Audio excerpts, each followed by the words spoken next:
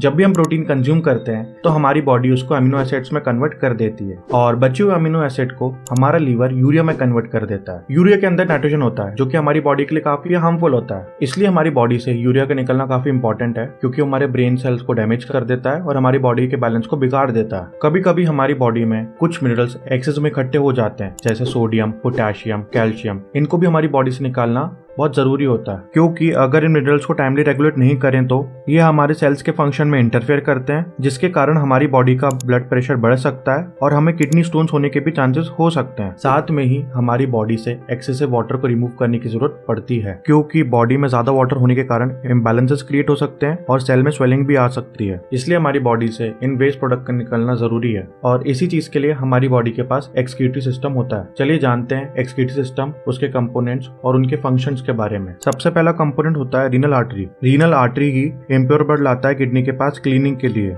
इस impure blood में ही सारे वेस्ट प्रोडक्ट प्रेजेंट होते हैं। रीनल आर्टरी हमारी किडनी के पास डायरेक्ट आयोटा से आती है जो कि हमारी मेन आर्टरी होती है। अगला कंपोनेंट है किडनी। किडनी हमारे एक्सक्रीटरी सिस्टम का मेन कंपोनेंट होता है। किडनी ही हमारी बॉडी का मेन फिल्ट्रेशन यूनिट है और यहीं पे हमारा इम्प्योर ब्लड क्लीन होता है। हमारी किडनी हर दिन लगभग 180 लीटर ब्लड को क्लीन करती है। हमारी किडनी बॉडी के पूरे ब्लड को हर घंटे लगभग 12 बार फिल्टर करती है। हमारी बॉडी के पास 2 किडनी होती हैं, एक लेफ्ट साइड में और एक राइट साइड में, और हर एक किडनी के पास लगभग 10 लाख नेफ्रॉन होते हैं और ये नेफ्रॉन ही हमारी किडनी के मेन फिल्ट्रेशन यूनिट होते हैं। नेफ्रॉन के बारे में हम डिटेल में अगले वीडियो में पढ़ेंगे। फिल्ट्रेशन के साथ साथ हमारी किडनी हमारी बॉडी में फ्लूइड्स, इलेक्ट्रोलाइट्स और एसिड्स को बैलेंस करने में भी मदद करती है। और क्या आपको पता है लोग एक ही किडनी के साथ जिंदा रह सकते हैं? तो फिर दिमाग में एक क्वेश्चन आता है कि हमारे पास 2 किडनी क्यों होती हैं? इसके लिए हमारे पास 2 थ्योरीज हैं। सबसे पहली थ्योरी तो ये कहती है कि अगर एक किडनी फेल हो जाए तो दूसरी किडनी उसका काम रिप्लेस कर सकती है, और दूसरी थ्योरी ये कहती है कि इवोल्यूशन के साथ साथ हमारी बॉडी हमेशा सिमेट्री में डेवलप हुई है। मतलब हमारा लेफ्ट बॉडी पार्ट और राइट बॉडी पार्ट सिमेट्रिकल होता है। जैसे हमारे पास 2 लंग्स होती हैं वैसे ही हमारे पास 2 किडनीज भी होती हैं। किडनी के पास रीजनरेटिव प्रॉपर्टीज भी होती हैं। अगर ये कभी डैमेज हो जाए तो ये खुद को रिपेयर कर लेती हैं। अगला कंपोनेंट है रीनल वेन। हमारी किडनी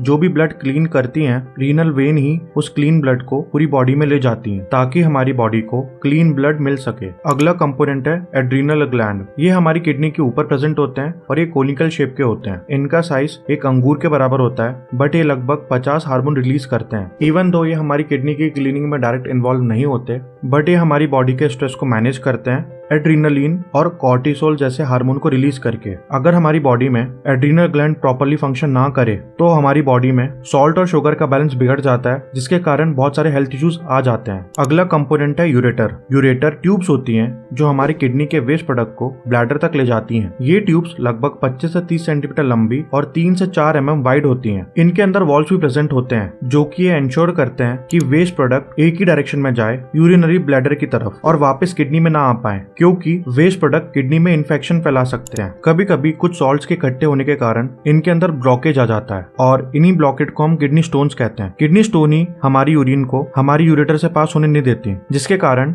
हमारी किडनी डैमेज होने लगती है और किडनी स्टोन्स के कारण हमारी बॉडी में बहुत पेन भी होता है। अगला कंपोनेंट है यूरिनरी ब्लैडर। यूरिनरी ब्लैडर ही हमारी यूरिन को बॉडी में टेम्परेरी स्टोर करके रखता है। यह एक बलून की तरह स्ट्रेच हो सकता है और एक टाइम पे लगभग 500 ml यूरिन तक स्टोर कर सकता है। यूरिनरी ब्लैडर के पास बहुत सारी नर्व्स होती हैं जो कि वॉलंटरी और इनवॉलंटरी एक्शंस के लिए रिस्पॉन्सिबल होती हैं। वॉलंटरी एक्शंस के कारण ही लोग डिसाइड कर पाते हैं कि उनको कब यूरिन करनी है, जबकि छोटे बच्चों का वॉलंटरी मैकेनिज्म इतनी जल्दी डेवलप नहीं हो पाता, इसलिए वो कभी भी यूरिन कर देते हैं। अगला कंपोनेंट है यूरेथ्रा। लड़कों की यूरेथ्रा लंबी होती है लगभग 20 सेंटीमीटर की, जबकि फीमेल की यूरेथ्रा छोटी होती है लगभग 4 सेंटीमीटर की। और लड़कों के लिए यूरेथ्रा सीमेन भी कैरी करती है इजैकुलेशन के समय में। इवन दो ये दिखती सिंपल है, बट इसके अंदर बहुत सारी ब्लड वेसल्स और नर्व्स होती हैं जो कि इंश्योर करती हैं कि हमारी यूरिन कंट्रोल्ड और प्रिसाइज वे में बाहर निकले। कभी कभी किसी कारणवश आपकी किडनी खराब हो जाती है। इवन दो आज के समय किडनी ट्रांसप्लांट पॉसिबल है, बट ये एक एक्सपेंसिव प्रोसेस है और कभी कभी ट्रांसप्लांट पॉसिबल नहीं होता है कुछ मेडिकल कंडीशंस के कारण। इसीलिए डायलिसिस का इस्तेमाल किया जाता है। डायलिसिस को हम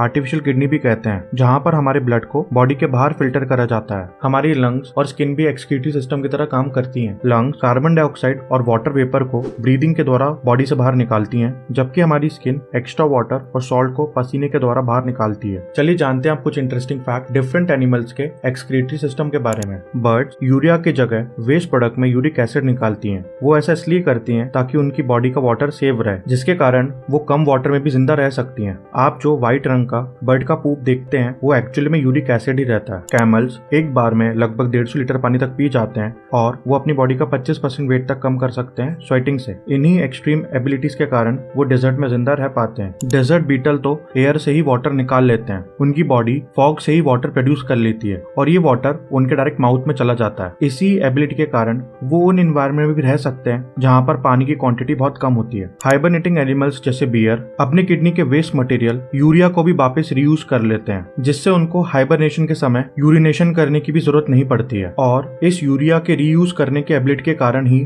वो मरने से बच जाते हैं और सोते टाइम भी अपने न्यूट्रिएंट्स लेते रहते हैं। आई होप आपको हमारा वीडियो इन्फॉर्मेटिव लगा होगा और यदि आपको हमारा वीडियो पसंद आया तो आपको हमारा रेस्पिरेटरी सिस्टम का वीडियो भी पसंद आएगा, जिसको आप हमारे पेज पे चेकआउट कर सकते हैं। साथ में ही हमारे वीडियोस यूट्यूब पे भी अवेलेबल हैं, जिनको आप बिना डिस्ट्रैक्शन के देख सकते हैं। तो दोस्तों मिलते हैं अगले वीडियो में, तब तक thank you and have a nice day.